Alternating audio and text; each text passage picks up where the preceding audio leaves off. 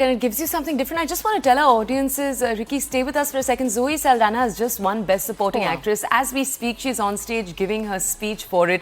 And we were just discussing over here for a minute how she is someone who, she and actually Kieran Culkin, who was Best Supporting Actor, both were shoo-ins for this category. They were both expected to win. They were safer bets, unlike the Best Actor and the Best Actress and the Best Film, where there are lots of bets on the table still. These are categories where people thought, okay, all right, this seems like a safe bet. And she's actually giving quite a tearful speech right now from the stage. We did just want to cut away for our audiences and tell them that for a second. Ricky, if we could just come back to you and ask you a more technical question for a second. Walk us through the process of making a score for a film. We were talking a bit right now about what it actually takes. Now, this time you have a film like Wicked. Wicked is something where defying gravity, these are all known classical numbers. So how much of a role does someone come in there, like, you know, a composer when they're doing something there with already pre-created pieces versus a film like Anora, for example, where there's an entirely original soundtrack? So I think, in my opinion, the process would definitely start with John Powell and Steven Schwartz trying to figure out what is it that made the score iconic in the first place. Pull out all of those elements, have numerous discussions with the director and the filmmakers to figure out what is it that they're doing to make the film itself more relevant for today's generation, and then apply that to the music. Because it would be very important to understand that even though the music has been iconic in the previous iteration, it may not work for this generation. So what we have to figure out is that what are those emotions which held and captivated the audiences the previous time, and bring out the same emotions this time, and not necessarily with the same style of music. But at the same time, the nostalgia needs to remain. So it's a very, very tight rope that the composers have to walk to figure out what is it that brings in the nostalgia, what is it that brings in the iconism of the previous film, but at the same time applies to a new generation.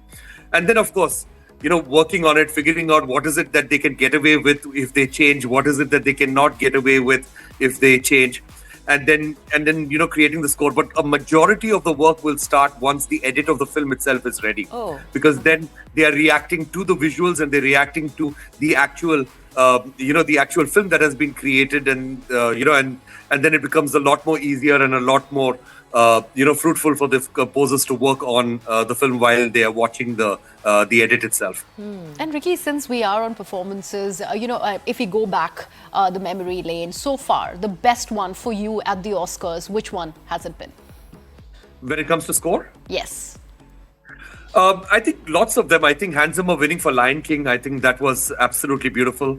Every single time that John Williams has won for Best Score, I think that is amazing. I think A.R. Rahman's acceptance speech when he won for Slumdog Millionaire, I thought that was absolutely beautiful, where he goes up on stage and he says that all of my life I've had a choice between love and hate, and I chose love, and I'm here on this stage today.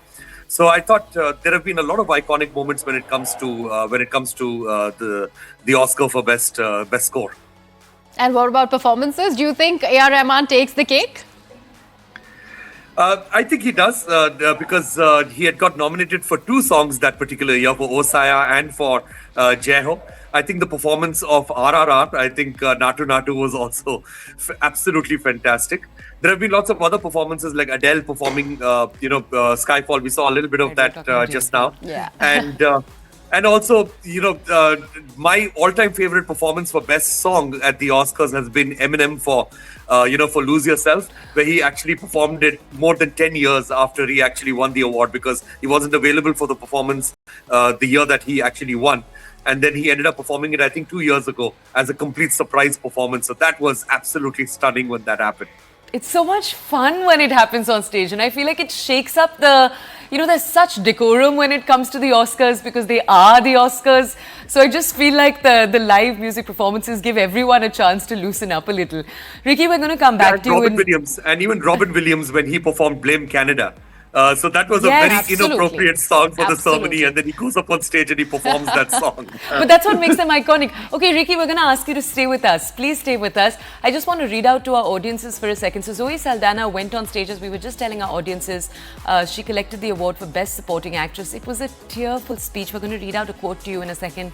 But as she was reading, she just kept looking out to her husband, her partner rather, who was in the audience. He kept looking up at her. They were both crying, wiping away tears for acting actors, this is their career's work finally being reported. And what she said in her speech was that I'm a child of an immigrant set of parents with dreams and dignity and hard-working hands. Remember, this is an important message at this political time for the US. She said, I'm the first American of Dominican origin to accept an Academy Award, and I know I will not be the last. I'm so happy that I'm getting an award for a role where I got to sing and speak in Spanish. Again, very, very pointed. My grandmother, if she were here, she would be delighted.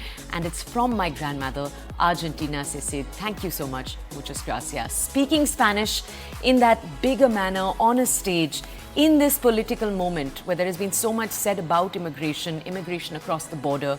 All of this is very, very symbolic. We're going to be heading into a quick break. On the other side, The Breakfast Club continues to bring you wall-to-wall coverage of the Oscars.